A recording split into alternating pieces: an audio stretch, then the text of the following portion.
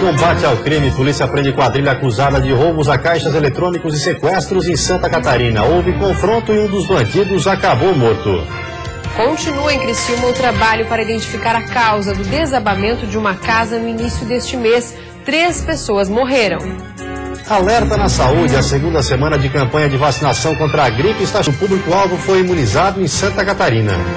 Digital no voto. Quase 1 milhão de eleitores precisam fazer o cadastramento biométrico no estado. Em 6 cidades, a novidade passa a ser obrigatória para as próximas eleições. As vantagens da alta do dólar. A desvalorização do real frente à moeda norte-americana está fazendo os turistas brasileiros optarem por viagens dentro do país. Florianópolis é um dos destinos mais procurados. E no futebol, a expectativa dos times catarinenses para a rodada deste fim de semana do Campeonato Brasileiro. Como a cidade dessa sexta-feira já está no ar.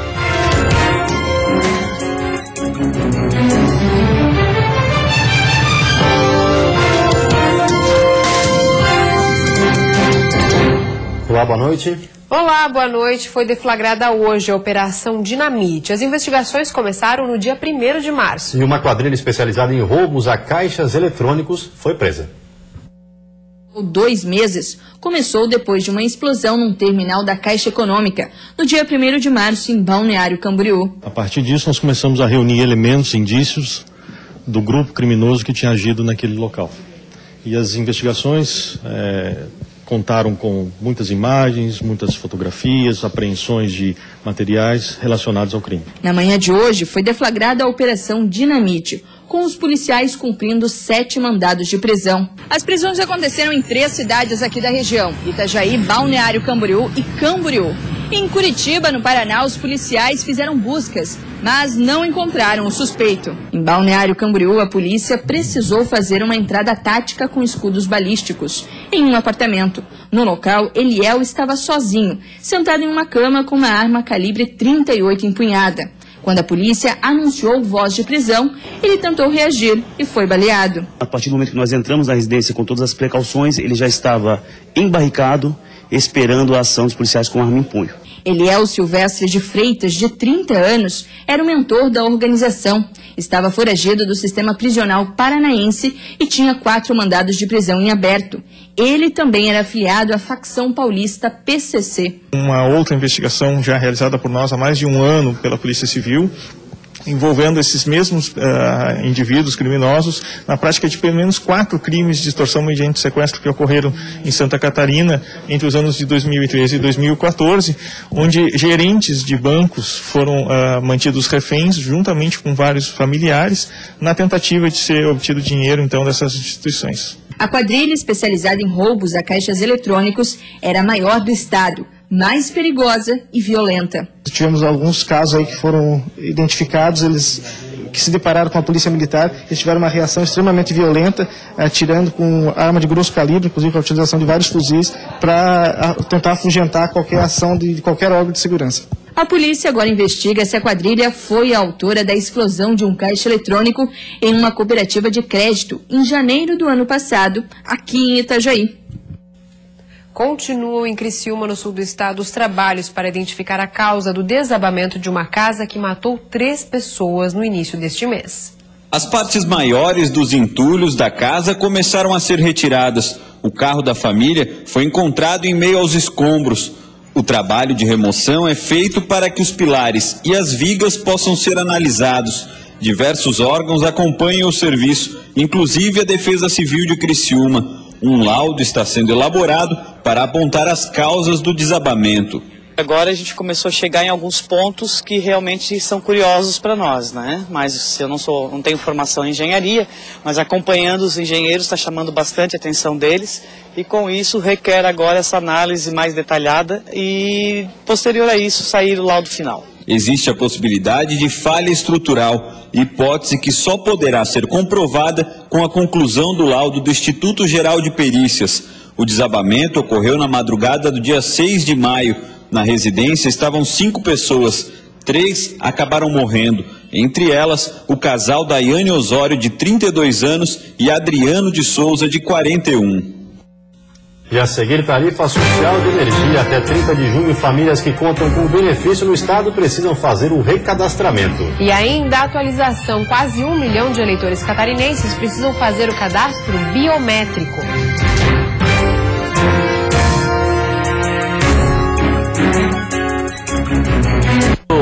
Todo mundo tem um grande motivo para comprar no Queris.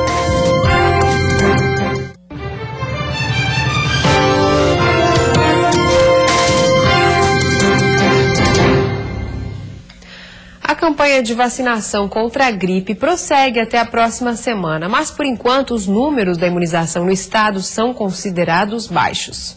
Temperaturas mais baixas e roupas mais pesadas. A chegada do frio também anuncia que é hora de pegar a carteira de vacinação e se imunizar contra a gripe A.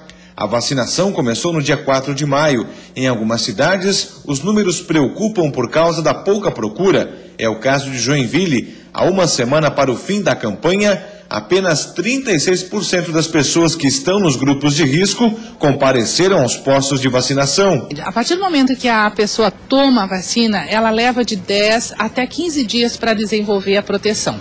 Se nesse inteirinho de tempo as pessoas entrarem em contato com o vírus, elas correm o risco de se contaminar. Seu Jorge, de 75 anos, compareceu hoje à sala de vacina. Como tem feito todos os anos, ele veio ajudar a melhorar os resultados da campanha e se proteger da gripe. Eu já venho desde 2009 fazendo a vacina contra a gripe, tenho melhorado muito com essa vacinação e como prevenção, fundamentalmente como prevenção para evitar essa contaminação de gripe. Precisam se vacinar as pessoas com 60 anos ou mais, doentes crônicos, crianças de 6 meses a 4 anos completos, mulheres com até 45 dias pós-parto, gestantes, indígenas e profissionais da área da saúde.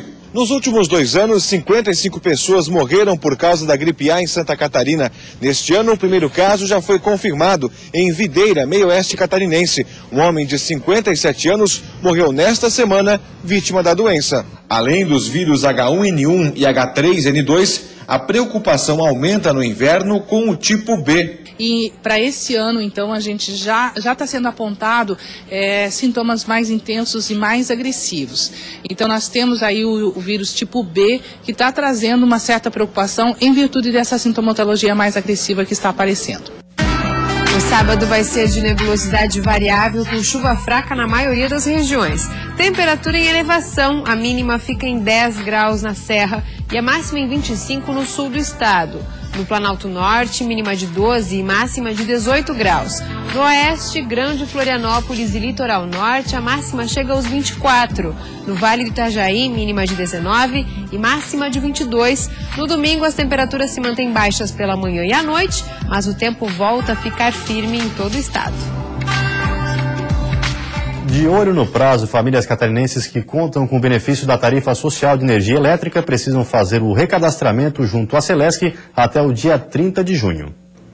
A tarifa social de energia elétrica é concedida a famílias que têm o cadastro único em programas sociais do governo federal e oferece descontos que vão de 10% a 65% dependendo do consumo. A tarifa social de energia elétrica é voltada para famílias com renda mensal per capita de até meio salário mínimo ou até 3 salários mínimos, caso possua um doente na família que faz uso contínuo de aparelhos que necessitam de energia elétrica para o seu funcionamento. Porém, para continuar usufruindo do benefício, as famílias precisam se recadastrar. Para isso, basta ir a uma unidade da Celesc. São todos os clientes que estão cadastrados como baixa renda. Quem não fizer esse recadastramento até dia 30 de junho vai perder o benefício. Eles precisam trazer o número do cadastro único, a identidade e o CPF. Então, na região de Joaçaba, no meio oeste, mais de 5.600 unidades consumidoras são beneficiadas, sendo necessário o recadastramento. Quase 1 milhão de eleitores precisam fazer o cadastramento biométrico em Santa Catarina. Hoje o serviço é realizado em 6 cidades do estado. A fila no cartório que contempla as 5 zonas eleitorais de Joinville parece não diminuir e tem sido assim há pelo menos um mês. Os eleitores foram convocados para fazer o cadastramento biométrico que vai ser obrigatório no município para as eleições do ano que vem. A cidade possui o maior colégio eleitoral do estado, com cerca de 390 mil eleitores. Joinville vai passar por uma revisão do eleitorado. Então, até o dia 22 de março de 2016, todos os eleitores de Joinville têm que se recadastrar. Quem não fizer isso tem o título cancelado e não vai conseguir votar nas próximas eleições. Dona Maria Solange, que mora há 9 anos na cidade, aproveitou que veio trocar o local de votação para fazer a biometria. Primeiro ela passou pela assinatura, depois foi a foto e por último a coleta das impressões digitais. Eu já aproveitei para fazer a transferência, porque unir o útil ao agradável, então já fica melhor, né? Rápido o processo? Rápido, bem rápido. Gostei, o atendimento muito rápido. Em média, são realizados 350 cadastros por dia em Joinville. A partir do mês que vem, uma nova central com mais guichês vai entrar em funcionamento. A capacidade de atendimento vai ser ampliada em até 5 vezes. A gente pede que as pessoas, neste momento, venham só aquelas pessoas que tenham necessidade mesmo de fazer, a pessoa que precise realmente fazer uma transferência, por exemplo, ou regularizar os seus dados para emissão de algum documento, como é o caso do passaporte. O cadastramento biométrico ocorre em outras 5 cidades de Santa Catarina: Florianópolis, São José, Palhoça, Biguaçu e Santo Amaro da Imperatriz. Em Blumenau, o serviço começa a ser oferecido à população a partir do dia 1º de junho. Os eleitores vão ter até março de 2016 para fazer o cadastro, com exceção de Santo Amaro da Imperatriz, cujo prazo encerra em agosto deste ano. É importante não esquecer de levar a identidade, o título de eleitor, o CPF e um comprovante de residência. Quem não fizer o cadastramento biométrico nas cidades onde o serviço passa a ser obrigatório, não vai poder votar e nem tirar documentos como o passaporte. E depois do intervalo tem futebol. Joinville perde mais uma batalha no Tribunal de Justiça Desportiva. E ainda a expectativa para a segunda rodada do Campeonato Brasileiro, com o esquadrão catarinense em campo.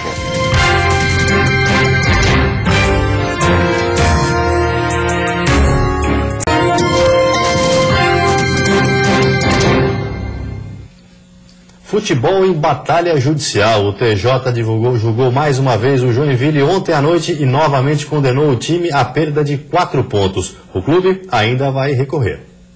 Joinville mais uma vez procurou uma brecha para a absolvição. O recurso foi negado. E a partida, a noite de ontem, demonstrou que a instância superior do Tribunal de Justiça Desportiva de Santa Catarina segue com a punição contra o Joinville. O clube do norte do estado foi penalizado pela escalação do lateral direito, André Diego Krobel, no jogo contra o Metropolitano, no dia 18 de abril. Não é tolerável que, dentro de um mesmo campeonato, repito, profissional, da primeira divisão, tenhamos que passar por 4 processos relacionados a atleta em situação irregular. Agora o Joinville precisa esperar a publicação da decisão para recorrer à última instância, ao pleno no Superior Tribunal de Justiça Desportiva. Não há previsão de quando isso vai ocorrer. A gente sabia que seria difícil aqui, porque ele já tinha um entendimento pré-fixado e que a gente teria que mudar esse entendimento. Figueirense agora deve esperar o último julgamento para depois cobrar um posicionamento da Federação Catarinense de Futebol. Se o Joinville recorrer ao STJD e nós conseguimos ser vitoriosos lá, que eu tenho plena confiança, eu acho que a federação tem que sim, é a minha opinião, não é da federação, estou achando que eu acho, junto com meus advogados, que o Figueirense, a federação deveria homologar o Figueirense campeão catarinense, sim. Fora da batalha judicial, Figueirense e Joinville têm compromissos importantes neste fim de semana pela segunda rodada do Brasileirão. Veja como vão ser os confrontos envolvendo os times catarinenses. Amanhã à noite, às 9 horas, a Chapecoense tem um desafio difícil. Vai enfrentar o Corinthians no interior paulista. O jogo vai ser em Araraquara, já que o Timão cumpre punição com perda de mando de campo. Este será apenas o primeiro de 3 confrontos consecutivos da Chape contra times paulistas. Depois do Corinthians, o Verdão do Oeste pega o Santos na Arena Condá e, na sequência, a Ponte Preta em Campinas. No domingo, o Figueirense enfrenta o Vasco da Gama no Orlando Scarpelli, no novo horário de jogos da CBF, às 11 horas da manhã. O Alvinegro estreou com derrota contra o Sport, quando entrou em campo com um time misto. Agora, respaldado pela vitória no Clássico diante do Avaí, o time do Estreito vem com força total, buscando a primeira vitória na competição. Às 6:30 da tarde de domingo, o Jeque recebe o sempre perigoso Palmeiras. As duas equipes já se enfrentaram na Arena Joinville em 2013 pela Série B. O Palmeiras se deu melhor e venceu por 1-0. Agora a fase é outra. O tricolor não perde em casa há 10 meses. Mas nesse jogo, os portões vão estar fechados, já que o Joinville foi punido com a perda de um mando de campo. Sem torcida é meio sem graça, né? Do nosso ponto de vista. É meio difícil, mas a gente vai bem forte, bem focado para ir buscar a primeira vitória no Brasileiro já. Também às 6h30 da tarde, o Avaí enfrenta o Internacional em Porto Alegre. A derrota no Clássico ainda mexe com os jogadores, mas a hora é de virar a página. Depois da boa estreia na Série A diante do Santos, o Leão quer fazer um bom resultado fora de casa, até porque o Colorado deve jogar com uma equipe reserva, priorizando a Libertadores da América. Mesmo assim, os jogadores sabem que não vão encontrar facilidade. O jogo pode ser até mesmo mais difícil, até mesmo porque é uma grande equipe, né? Uma equipe que está acostumada a jogar Libertadores, então com certeza tem um grupo bastante qualificado. Então eu acredito que temos que tomar esse cuidado, às vezes eles não entrar com titulares, esse cuidado tem que ter, porque quem tá de fora quer entrar e quer garantir sua vaga, então acaba tornando o jogo mais difícil. E pela Série B, o Criciúma entra em campo hoje à noite às 9h50 para enfrentar o ABC de Natal no Heriberto Wilson.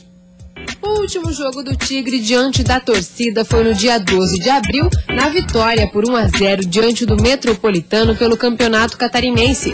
E a expectativa é de bom público na noite de hoje. O time do sul do estado vem de uma vitória fora de casa na estreia do campeonato, quando venceu o Mojimirim por 2-1. O técnico Moacir Júnior fez mistério e não revelou a escalação do Tigre, mas a equipe deve ser a mesma do primeiro jogo.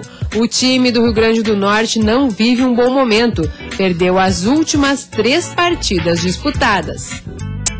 7 anos de idade, muito talento para um esporte que aos poucos vem ganhando adeptos no Brasil, o badminton. Esse é o exemplo da Letícia, uma jovem atleta de Joaçaba.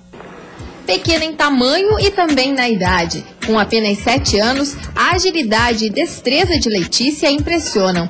E é diante da rede que essa pequena se agiganta. Praticado com uma raquete semelhante a de tênis e uma espécie de peteca, o badminton surgiu na vida de Letícia há aproximadamente 3 anos.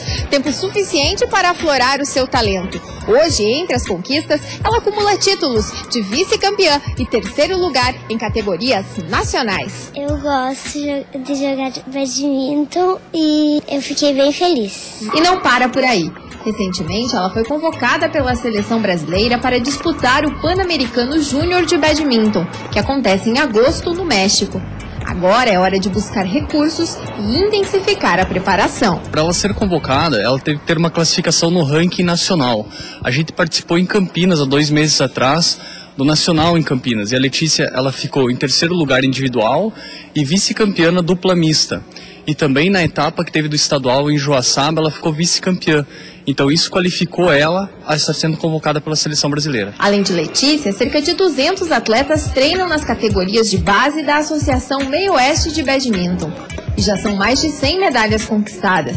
Além de popularizar o esporte, por aqui há potencial para surgirem muitos outros talentos. Eu penso chegar mais longe, jogar mais e até o final.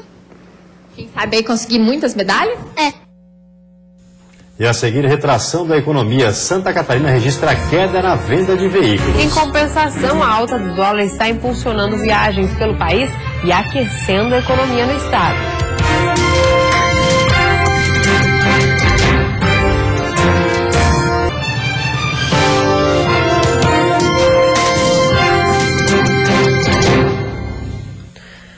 A greve do magistério no estado. Professores temporários devem ser contratados para substituir os grevistas. O governo do estado anunciou hoje que vai contratar professores ACTs a partir da próxima semana para substituir os grevistas e dar continuidade às aulas na rede estadual. A decisão foi tomada depois que a categoria rejeitou a proposta da Secretaria de Educação ontem à tarde. A paralisação já dura quase 2 meses e pelo menos 20 mil alunos estão sem aulas no estado. A partir da semana que vem, a Secretaria vai avaliar o número de professores temporários que serão necessários para que as aulas sejam retomadas. Economia em retração. A venda de veículos em Santa Catarina, exemplo do resto do país, registrou queda. Na exposição, os modelos são atrativos, mas isso não tem sido garantia de venda. Tanto que houve queda de 10,59% na venda de automóveis na comparação com o mês de março. Em relação a abril do ano passado, a queda é ainda mais significativa, 28%. Já no país, na comparação entre abril e março, houve diminuição de 8,89% nas vendas. Na comparação entre regiões catarinenses, a Grande Florianópolis teve o pior resultado, com 13,83% de retração, seguida da região norte com 11,86%. Já no Vale do Itajaí, a queda foi de 10,93%. No Planalto Serrano, 5,98%. E na região oeste, 4,69%. Hoje, muitas promoções existem. Hoje está um momento bom para compra de veículo. Se o consumidor observar, existem veículos com bonificações de até R$5.000, mais ou menos. Então, existe um esforço conjunto entre montadora e concessionárias para poder proporcionar essas condições de bônus para poder pôr esses produtos no mercado. Mas a falta de confiança do consumidor está contribuindo para o mau momento. Ainda segundo a FenaBrave, se antes de cada 10 financiamentos para a compra do carro, 8 eram aprovados, hoje esse número é de apenas 2. Apostando nas exportações, uma agroindústria catarinense deverá ampliar a venda de carnes para o mercado externo. A Copercentral Aurora Alimentos é o terceiro maior grupo industrial brasileiro e nos próximos meses deverá ampliar as vendas de carnes para o exterior. No ano passado, a cooperativa teve o melhor resultado líquido dos últimos 45 anos. A receita bruta chegou a 6,7 bilhões de reais. E as sobras atingiram 417 milhões de reais. O mercado internacional foi responsável por 20% desse crescimento. Já as vendas para o mercado externo aumentaram 30% e atingiram um faturamento líquido de 1,3 bilhão de reais. Os principais itens exportados são as carnes de frango e suíno. Em Santa Catarina, novas unidades estão sendo inspecionadas para vender carnes para o Japão, Chile e Singapura. A Aurora já exporta para 70 países. A média vendida é de 20 toneladas mensais, 15 de carne de aves e 5 de carne suína catarinense. Quem pretende fazer uma viagem internacional costuma ficar de olho na cotação do dólar. Com a elevação da moeda em relação ao real, muita gente vem aproveitando para viajar dentro do país. O movimento nesta agência de turismo no centro da capital é intenso. Mesmo com a alta do dólar, os clientes continuam querendo viajar.